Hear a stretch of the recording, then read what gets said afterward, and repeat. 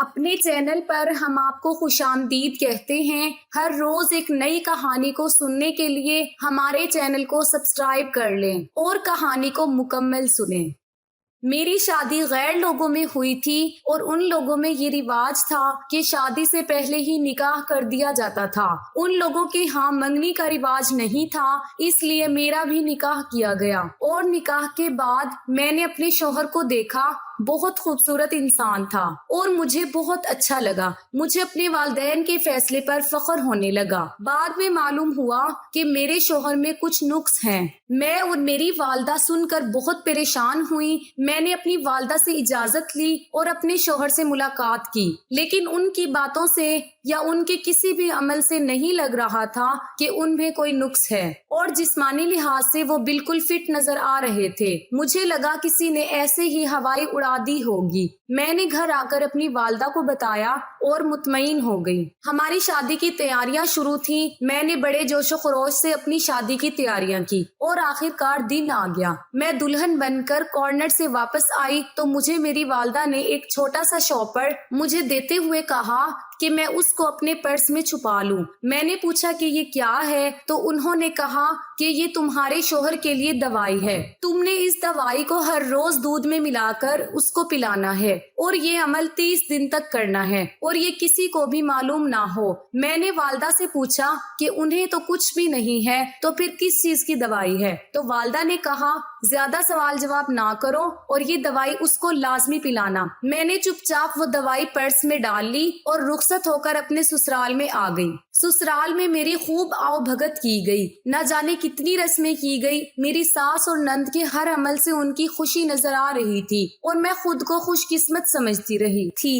کہ میں اتنی منچاہی بہو ہوں اور میرا شوہر بھی ہر بات سے بڑھ چڑھ کر حصہ لے رہا تھا۔ میں اپنی ماں کی بتائی ہوئی بات بھول گئی تھی اور مکمل طریقے سے اپنی شادی کی رسموں کے مزے کر رہی تھی۔ رات گئے مجھے کمرے میں پہنچایا گیا اور میرے کمرے میں جانے کے تھوڑی دیر بعد ہی ماں میرے کمرے میں آئی اور کہا کہ میں کسی بھی صورت میں شوہر کو دوائی کھلانا نہ بھولوں۔ مجھے لگا کہ میری ماں کبھی بھی میرا برا نہیں چاہ سکتی، اس لیے میں نے ان کی بات ماننے کا فیصلہ کر لیا۔ جیسے ہی میری نند دودھ کا گلاس کمرے میں رکھ کر گئی، میں نے فوراً اس میں دوائی ملا دی۔ اس کام سے میں ابھی فارغ ہوئی تھی کہ دروازے پر دستک ہوئی اور میرے شوہر کمرے میں داخل ہوئے۔ سلام دعا کے بعد جب انہوں نے میرا گھونگھٹ اٹھایا تو کتنی دیر میرے چہرے سے نظریں نہ ہٹا سکے۔ شاید ہمارے درمیان موجود رشتے نے ان کے دل میں بھی میرے لیے محبت پیدا کر دی تھی، لیکن میں تو شرم و حیا کی وجہ سے ان کو نظر بھر کے دیکھ بھی نہیں سکی تھی۔ میری تھکن کے پیش نظر میرے شوہر نے مجھے کپڑے تبدیل کرنے کا بولا۔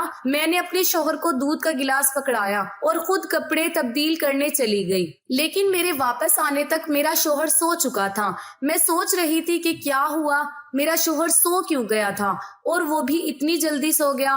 تھوڑی دیر پہلے جب وہ مجھ سے باتیں کر رہا تھا تو اس وقت اس کے چہرے پر نیند کے آثار بالکل بھی نمایاں نہیں تھے۔ اب اچانک یہ کیا ہو گیا تھا؟ مجھے لباس تبدیل کرنے اور میک اپ صاف کرنے میں تقریباً 15 سے 20 منٹ لگے ہوں گے، اور یہ اتنا زیادہ وقت نہیں تھا کہ کوئی دلہا شادی کی پہلی رات اس طرح سے سو جائے۔ نہ ہی انہوں نے ایسی کوئی بات کی تھی کہ مجھے نیند آ رہی ہے یا تھک چکے ہیں۔ وہ بالکل نارمل نظر آ رہے تھے۔ تھوڑی دیر پہلے مجھ سے باتیں کرتے ہوئے اور میں تو جیسے ہواؤں میں تھی، اور وہ میرے حسن کی اتنی تعریف کر رہے تھے۔ انہوں نے کہا کہ مجھے بغیر میک اپ کے دیکھنا چاہتے ہیں، میرا خالص حسن دیکھنا چاہتے ہیں، اس لیے میں نے میک اپ صاف کیا۔ واقعی میں بہت خوبصورت تھی۔ میں چاہتی تھی کہ وہ میرا چہرہ بغیر میک اپ کے دیکھیں تاکہ ان کو تسلی ہو جائے کہ میک اپ کے بغیر بھی میں بہت خوبصورت دکھتی ہوں۔ لیکن جیسے ہی میں باہر آئی تو میرے شوہر صاحب تو نیند کی آغوش میں جا چکے تھے۔ انہیں سوتا دیکھ کر تو میرے ارمانوں کا محل زمین بوس ہو گیا تھا۔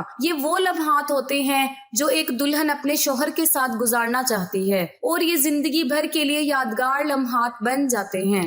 جب ایک جائز رشتے میں لڑکا اور لڑکی بن جاتے ہیں، सारी जिंदगी कुछ लोग हराम से दूर भागते हैं ताकि वो हलाल के रिश्ते निभा सकें, लेकिन मेरी किस्मत कि मेरा शोहर तो सो चुका था। मैंने उनके करीब जाकर गला खंखारा ताकि उनकी आंख खुल जाए, मगर उनके वजूद में किसी किस्म की कोई हरकत नहीं हुई। फिर मैंने अपनी चूड़ियों की आवाज से शोर पैदा करने की कोशिश की उनके कान के करीब ताकि उनकी आंख खुल जाए, मगर बेसूद। मैं सोच में पड़ गई कि आखिर 20 मिनट में ऐसा क्या हो गया जो इतनी गहरी नींद आ गई। फिर अचानक मेरी नजर उस दूध के गिलास पर पड़ी जो खाली था, तो मुझे याद आया कि मैंने थोड़ी देर पहले ही उनको दवाई मिलाकर दी थी और दूध के साथ मैं सोच रही थी क्या वाकई इस दवाई का असर था जो वो गहरी नींद में चले गए थे। अगर ये दवाई का असर था तो बहुत गलत हुआ था। अभी तो उन्होंने बातें करना भी शुरू नहीं की थी। ये सब क्या हो गया था? मुझे बहुत बुरा महसूस हो रहा था। मैंने उन्हें जगाने की बहुत कोशिश की, लेकिन वो तो ऐसे सोए जैसे जागे ही ना थे। मैंने परेशानी से अपना मोबाइल उठाया और अपनी वालदा का नंबर मिलाया। मेरी माँ ने परेशानी के आलम में मुझसे सवाल किया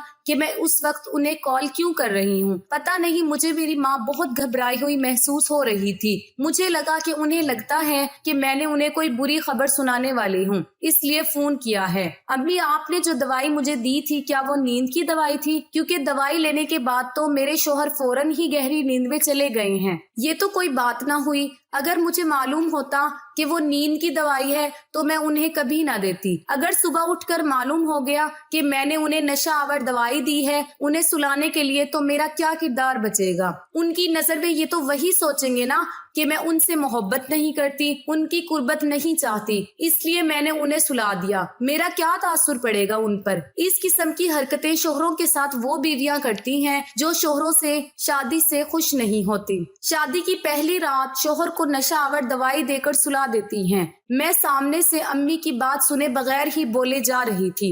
मेरी वालदा ने कहा कि परेशान होने की कोई जरूरत नहीं, वो ताकत की दवाई थी, इसमें नींद की दवाई शामिल नहीं थी। लेकिन अगर उसे नींद आ गई तो उसमें कुछ बुरा नहीं है। जो भी है, तुम्हें 30 दिन तक ये दवाई पूरी करनी होगी, वरना बहुत गड़बड़ हो जाएगी। क्योंकि अभी तो तुमने दवाई दी है, अगर तुम ये दवाई तरीके से उन्हें नहीं दोगी तो उल्टा असर भी कर सकती है। अम्मी की बात सुनकर तो मैं परेशान हो गई। इसका मतलब 30 दिन यूं ही गुजर जाएंगे और ये दवाई पीने के बाद इसी तरह सो जाया करेंगे। मरता क्या ना करता, मुझे अम्मी की बात माननी पड़ी। मुझे लगा कि सुबह उठकर मेरे शोहर जरूर इस बारे में बात करेंगे, लेकिन मेरी हैरत की इंतहा न रही जब सुबह मेरे शोहर ने इस बारे में कोई बात ही ना की और वो बिल्कुल नॉर्मल रहे। मैं सोच रही थी कि उन्हें रात वाली बात याद नहीं थी कि उनको जल्दी नींद आ गई थी या फिर वो जानबूझकर अनजान बन रहे थे। और सुबह होते ही सबकी मुतजस्सिस निगाहें हम दोनों पर थी। मुझे इन निगाहों से बड़ा अजीब सा महसूस हुआ, लेकिन मैंने महसूस किया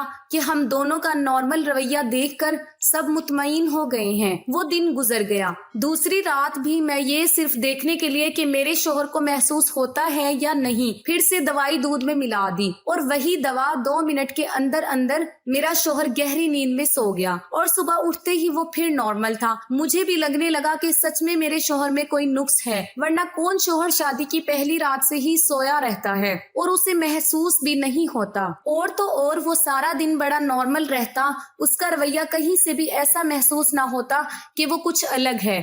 और रात में उसके दूध में गिलास में दवाई डाल देती और वो 2 मिनट के अंदर ही सो जाता।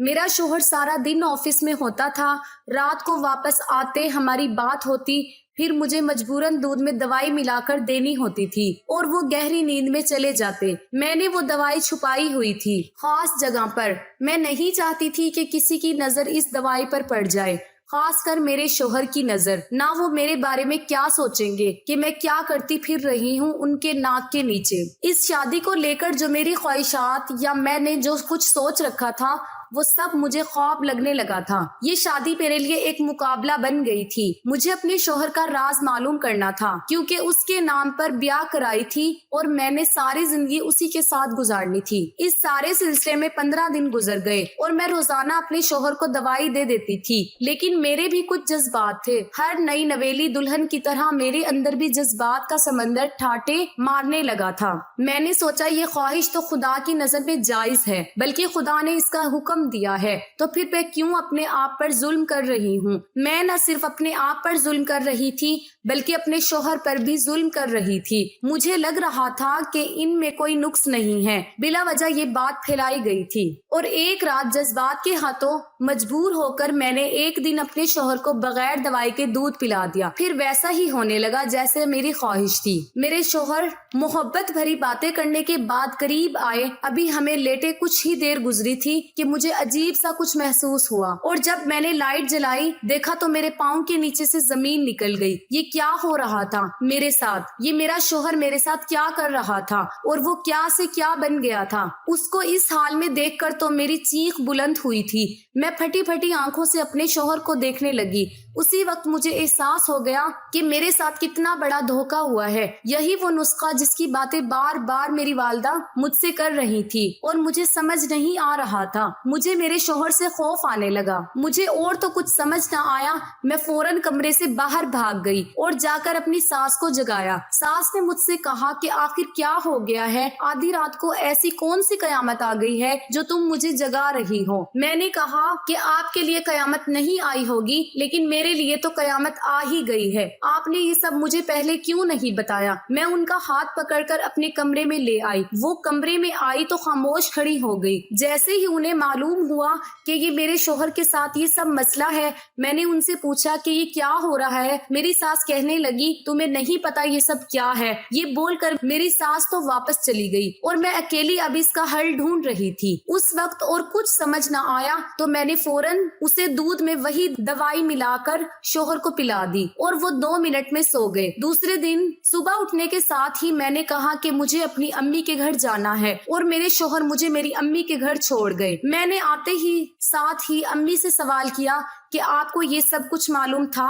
اگر معلوم تھا تو آپ نے مجھے کیوں نہیں بتایا اور آپ نے میری شادی وہاں کیوں کی؟ اگر معلوم نہیں تھا تو پھر آپ نے وہ دوائی مجھے کیوں دی؟ اتنے سارے سوال میں نے ایک ساتھ کر دیے لیکن میری ماں نے مجھے کسی بات کا کوئی جواب نہ دیا اور ایک ہی بات کہی کہ یہ سب تمہارا نصیب ہے۔ میں نے اسی وقت کہا تھا کہ سوچ لو اور تم نے کہا تھا کہ وہ لڑکا بالکل ٹھیک ہے، اب تمہیں وہاں ہی رہنا ہے اور اسی انسان کے ساتھ گزارا کرنا ہے۔ یہ ٹکا سا جواب سن کر میں حیران رہ گئی۔ مجھے لگا کہ وہ میری ستیلی ماں ہے۔ اگر سگی ماں ہوتی تو کم از کم میرے ساتھ ایسا نہ کرتی، لیکن مجھے لگا کہ اگر امی کو وہ سب بتاؤں جو میں نے دیکھا تھا تو شاید ان کو معاملے کی سنگینی کا احساس ہو۔ میں نے ان کو سب کچھ بتایا جو میں نے اس دن دیکھا تھا، لیکن انہوں نے پھر بھی کوئی جواب نہ دیا اور ادھر ادھر کی باتیں کرنے لگی، جس سے میں سمجھ گئی کہ میں واپس اس گھر میں نہیں آ سکتی۔ اپنے گھر میں رہنا ہے اور اسی انسان کے ساتھ رہنا ہے، اور اب وہ اس گھر میں واپس جانے کے نام سے ڈر رہی تھی۔ لیکن میں عورت ہوں، مجبوری تھی۔ 2 دن اپنی والدہ کے گھر رہ کر میں واپس اسی گھر میں چلی گئی جو ابھی مجھے گھر کم اور جہنم زیادہ لگ رہا تھا۔ حیرت کی بات یہ تھی کہ سارا دن میرا شوہر بالکل نارمل رہتا تھا، میرا خیال رکھتا تھا، میری چھوٹی چھوٹی خوشیوں کو بھی نہیں بھولتا تھا، اور گھر سے باہر جاتا تو واپس کبھی بھی خالی ہاتھ نہ آتا تھا، میرے لیے کچھ نہ کچھ ضرور لے کر آتا تھا۔ اتنا پیار کرنے والا انسان رات کے اندھیرے میں کیا بن جاتا تھا؟ میں تو یہ سوچ سوچ کر پریشان تھی۔ سچ تو یہ ہے کہ مجھے بھی اپنے شوہر سے پیار ہو گیا تھا اور میں اسے چھوڑ کے جانا بھی نہیں چاہتی تھی، لیکن مجھے اس سے ڈر بھی لگتا تھا۔ مجھے سمجھ نہیں آتی تھی کہ اس چیز کا کیا حل ہے، اور جو حل تھا وہ ضرور کرتی۔ اب روزانہ رات کو دودھ میں دوائی ملا کر پلا دیتی۔ سوال یہ تھا کہ اگر میرا شوہر ایسے ہی رہا تو زندگی کیسے گزرے گی؟ اس دن کے بعد سے میری ساس کا رویہ بھی میرے ساتھ بدل گیا تھا۔ وہ بھی میرے شوہر کے سامنے تو میرے ساتھ بہت اچھی طریقے سے پیش آتی، لیکن شوہر کے پیچھے سے روایتی ساس بن جاتی اور میرے ہر کام میں کوئی نہ کوئی سوال کر دیتی۔ اب میں 2 محاذوں پر لڑ رہی تھی، کیونکہ میری ماں نے تو مجھے صاف ہری جھنڈی دکھا دی تھی کہ میں واپس نہیں جا سکتی۔ حیرت کی بات یہ تھی کہ ہمارے گھر میں کوئی بھی اس موضوع پر بات نہیں کرتا تھا، اور اگر کرتا بھی تھا تو میرے سامنے نہیں کرتا تھا، یا شاید کسی کو کچھ معلوم ہی نہیں تھا۔ اسی کشمکش میں 1 ہفتہ اور گزر گیا۔ اب تو دوائی بھی بہت کم دنوں کی رہ گئی تھی، اور میں تو یہ سوچ سوچ کے پریشان تھی کہ اگر یہ دوائی ختم ہو گئی تو کیا ہوگا۔ میں نے فیصلہ کیا کہ اس موضوع پر اپنے شوہر سے ہی بات کرتی ہوں۔ میں نے باتوں باتوں میں ان سے بات کرنے کی کوشش کی، لیکن یہ محسوس کر کر کے میں پریشان ہو گئی کہ انہیں تو کچھ معلوم ہی نہیں ہے، اور ایسا کچھ ہے تو کیسے چلے گا۔ جب بھی میری آنکھوں کے سامنے وہ رات آتی میں پھر سے کانپ جاتی۔ ایک دن لیکن گھر میں کوئی بھی نہیں تھا، صرف میں اور میری ساس تھے۔ میں نے سارے کام جلدی جلدی ختم کیے اور جا کر ساس کے کمرے میں بیٹھ گئی۔ ادھر ادھر کی باتوں کے دوران ہی میں نے ساس سے کہا کہ وہ مجھے سچ بتائیں کہ یہ سب کیا ہے، تاکہ اس کا کوئی حل ڈھونڈا جا سکے۔ پہلے تو انہوں نے بات آگے پیچھے کرنے کی کوشش کی، لیکن میں نے انہیں مجبور کر دیا کہ مجھے سچ بتائیں، کیونکہ اب یہ بات میری زندگی سے بھی جڑی ہوئی ہے۔ جو کچھ میری ساس نے بتایا وہ میرے لیے بہت ہی زیادہ پریشانی کی بات تھی۔ انہوں نے بتایا کہ جب میرا شوہر پیدا ہوا تھا تو بالکل ٹھیک تھا، جیسے جیسے بڑا ہوتا گیا آہستہ آہستہ اس میں یہ سب پیدا ہوتا گیا۔ وہ سارا دن بالکل نارمل رہتا، اسکول بھی جاتا، بہت ذہین تھا، اس لیے کلاس میں ہمیشہ اول آتا تھا اور غیر نصابی سرگرمیوں میں بھی سب سے آگے ہوتا تھا۔ لیکن رات ہوتے ہی وہ بدل جاتا تھا۔ میں نے اس چیز کو اتنا خاص دھیان نہیں دیا اور یہ جوان ہو گیا، اور اب اس میں یہ چیز اتنی ہو گئی تھی کہ میں پریشان ہو گئی۔ میرے پاس اس کا کوئی حل نہیں تھا اور میں کسی کو کچھ بتا بھی نہیں سکتی تھی، اس لیے میں اسے بہت سے عاملوں اور فقیروں کے پاس لے کر جاتی رہی، لیکن جب ان سب کے کام نہیں بن پایا تو میں اسے ڈاکٹر کے پاس لے گئی۔ ڈاکٹر نے بتایا کہ اس کا علاج صرف یہ ہے کہ اس کی شادی کر دی جائے۔ اب میں کسی لڑکی کی زندگی خراب نہیں کرنا چاہتی تھی، اس لیے 2 سال اور گزر گئے اور اس کی بیماری نے شدت اختیار کر لی۔ تمہاری ماں میری بہت پرانی دوست ہے، ایک دفعہ سفر کے دوران مجھے ملی، ہم لوگ بہت ہی عرصے بعد ملے تھے، اسی وجہ سے میں اسے اپنے گھر لے آئی اور بات چیت کے دوران میں نے اپنی پریشانی اسے بتا دی۔ تمہاری ماں نے میرا بہت ساتھ دیا اور میرے ساتھ ہر جگہ جاتی رہی۔ میں اسے مختلف ڈاکٹرز کے پاس لے کر جاتی، کچھ تو کہتے یہ کبھی بھی ٹھیک نہیں ہو پائے گا اور کچھ ڈاکٹرز نے یہی کہا تھا کہ اس کی شادی کر دی جائے۔ ایک دفعہ جب میں تم لوگوں کے گھر گئی تو میرے بیٹے کی نظر تم پر پڑ گئی اور تم اسے پسند آ گئی۔ اس نے مجھ سے ضد لگا لی کہ میں اسی لڑکی سے کروں گا۔ میں نے تمہاری ماں سے بات کی تو وہ نہ مانی، کیونکہ وہ تو سب کچھ جانتی تھی، لیکن میں بھی بیٹے کی زندگی کے لیے مجبور تھی۔ آخر کار میں نے تمہاری ماں کو واسطہ دے کر منا لیا اور اس طرح امن مانگنے کی بجائے نکاح کر دیا، تاکہ بعد میں تمہاری ماں کوئی مسئلہ نہ کر سکے۔ لیکن اب بھی میں ڈر رہی تھی کہ نہ جانے شادی کے بعد کیا مسئلہ ہوگا۔ لیکن شادی کے دوسرے دن تم مطمئن نظر آئی تھی تو مجھے لگا کہ ڈاکٹر جو کہہ رہے تھے وہی سچ تھا، اور پھر اتنے دن سکون میں گزر گئے۔ لیکن جس دن تم مجھے جگانے آئی تو مجھے لگا شاید یہ سکون وقتی تھا، اور پھر سے وہی مسئلہ شروع ہو گیا ہے۔ اب مجھے سمجھ نہیں آ رہی تھی کہ میں اس کو دوبارہ ڈاکٹر کے پاس لے کر جاؤں یا نہیں، اور میں تم سے بھی بہت شرمندہ تھی۔ میں نے اپنی ساس سے کہا کہ جو ہونا تھا وہ تو ہو گیا، اب وہ میرا شوہر ہے اور اس کا ساتھ دینا میرا فرض ہے۔ میں نے اس کو بتا دیا کہ مجھے میری ماں نے ایک دوائی دی تھی جو کہ میں ان کو دودھ میں ڈال کر پلاتی ہوں، جس کی وجہ سے وہ 2 منٹ میں سو جاتے ہیں۔ لیکن میری ساس نے کہا کہ یہ مسئلے کا حل نہیں ہے، وہ جس دن جاگتا رہے گا اس دن وہی ہوگا۔ اس وقت تو میں خاموش ہو گئی، لیکن اب مجھے ایک امید تھی کہ میں اپنے شوہر کو ٹھیک کر لوں گی۔ ایک دن رات کو میری آنکھ کھلی تو وہی سب پھر ہو رہا تھا، مطلب میرے شوہر میرا میک اپ کا سامان نکال کر خود کو میک اپ کر رہے تھے۔ جی بالکل، میرے شوہر دوہری شخصیت کا شکار تھے، وہ دن کو مرد تھے تو رات کو خود کو عورت سمجھنے لگتے، اور یہی ان کی شخصیت کی گروہ تھی جو مجھے کھولنی تھی۔ مجھے یاد آیا کہ آج میں نے ان کے دودھ میں دوائی کی مقدار کم ڈالی تھی، شاید اسی لیے آدھی رات کو وہ جاگ گئے تھے۔ میں جب ان کے پاس گئی تو وہ خود کو عورت سمجھ رہے تھے، عورت کی آواز میں بات کر رہے تھے اور مجھے مرد سمجھ رہے تھے۔ وہ ٹائم بڑی مشکل سے گزرا میں نے، لیکن صبح ہوتے ہی وہ سب کچھ بھول گئے۔ اب ان کو نہیں پتا تھا کہ رات کو وہ ایک عورت بن گئے تھے اور عورت کی طرح کی باتیں کر رہے تھے۔ اگر کوئی اور ان کو اس طرح سے دیکھ لیتا تو شاید وہ ان کو دوسری سینس سمجھ لیتا، لیکن وہ مرد ہی تھے۔ لیکن ان کے اندر ایک اور شخصیت چھپی ہوئی تھی۔ اب ان کے اندر کہاں سے آئی، کدھر سے آئی، مجھے اس بات کا پتہ لگانا تھا۔ میں بہانے سے ان کو اپنی ایک دوست ڈاکٹر کے پاس لے کر گئی اور اس کو سارا مسئلہ بتایا، اور اس نے جو حل بتایا وہ بظاہر تو ناممکن لگتا تھا، لیکن مجھے یہ ہر حال میں کرنا تھا۔ لیکن اس کا کہنا تھا کہ سب سے پہلے بنیاد کا پتہ کرنا ضروری ہے کہ ان کے اندر یہ مسئلہ آیا کہاں سے۔ میں نے اپنی ساس سے پوچھا کہ یہ مسئلہ کب سے شروع ہوا، تو انہوں نے مجھے ہر بات شروع سے بتائی۔ انہوں نے بتایا کہ انہیں نہیں معلوم کہ یہ کب سے مسئلہ تھا۔ پہلی دفعہ انہوں نے تب دیکھا جب میرا شوہر 8ویں کلاس میں پڑھتا تھا۔ انہوں نے دیکھا کہ رات کے وقت اپنی بہن کا میک اپ کر کے اور اس کے کپڑے پہن کر خود کو عورت سمجھ رہا تھا اور اسی کی طرح بولنے کی کوشش کر رہا تھا۔ اس نے بتایا کہ انہوں نے اس کو ڈانٹ دیا اور کپڑے بدلنے کے لیے کہا، لیکن جب صبح پوچھا تو اسے کچھ بھی یاد نہیں تھا۔ انہوں نے اسے مذاق سمجھا اور اس بات کو بھول گئے۔ کچھ دنوں بعد انہوں نے سب دوبارہ سے وہ دیکھا اور پھر دوبارہ سے ڈانٹ کر کپڑے بدلوائے۔ انہوں نے سمجھا کہ یہ صرف ایک مذاق کر رہا ہے یا بہن کے ساتھ سارا دن کھیل کر خود کو لڑکی سمجھنے لگا ہے۔ لیکن جب میٹرک کے بعد بھی یہ سلسلہ چلتا رہا تھا تو انہوں نے سمجھا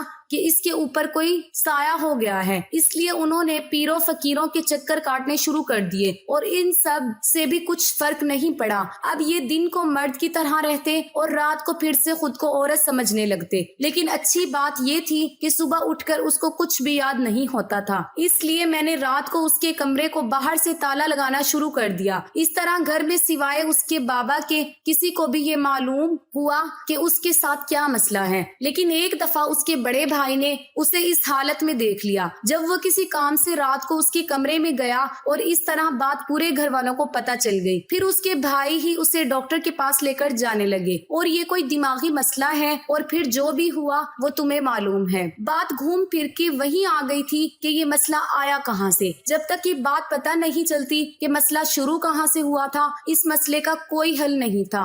دوہری شخصیت کا یہ مسئلہ اگر دنیا کے سامنے آ جاتا تو ان کی عزت دو کوڑی کی رہ جاتی۔ آخر کار میں نے چھوٹے کمرے سے ان کا پرانا سامان نکالا اور وہاں سے مجھے اس راز کا پتہ چل گیا۔ ان کے پرانے سامان سے مجھے بہت سی ڈیز اور کتابیں ایسی ملی جو کہ سائیکولوجی پر مشتمل تھی، اور شاید وہی ساری چیزیں پڑھ کر یہ خود پر آزماتے رہے اور پھر یہ خود وہی بن گئے۔ وہ ساری کتابیں اپنے دوست ڈاکٹر کے پاس لے کر گئی اور جیسے وہ کہتی گئی ویسے میں کرتی گئی۔ 1 سال لگا اور میرے شوہر اب بالکل ٹھیک ہو گئے ہیں۔ اگر میں چاہتی تو واپس بھی جا سکتی تھی اور ان کو ان کے حال پر بھی چھوڑ سکتی تھی، لیکن جو انسان مجھے عزت اور پیار دے رہا ہے میں اس کو اس کے اس حال پر چھوڑ کر چلی جاؤں، یہ بات گوارا نہیں کی۔ اور سچ کہتے ہیں کہ محبت کبھی رائیگاں نہیں جاتی۔